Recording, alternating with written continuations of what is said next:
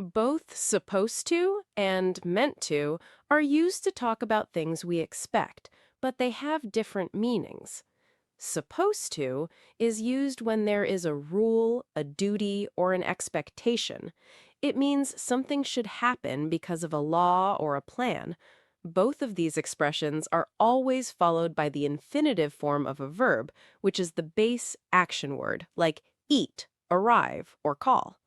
For example, you can say, "You are not supposed to eat inside the library because it is a rule."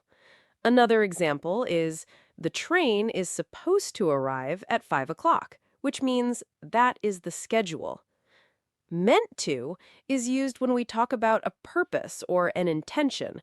Just like the first expression, it is followed by the infinitive form of the verb to show what someone wanted to do or why something was created. For example, you can say, "I meant to buy some milk, but I completely forgot," which means that was your plan. Another example is, "This new tool is meant to open tough jars," which means that is its purpose. Tell me in the comments something that you are supposed to do every day.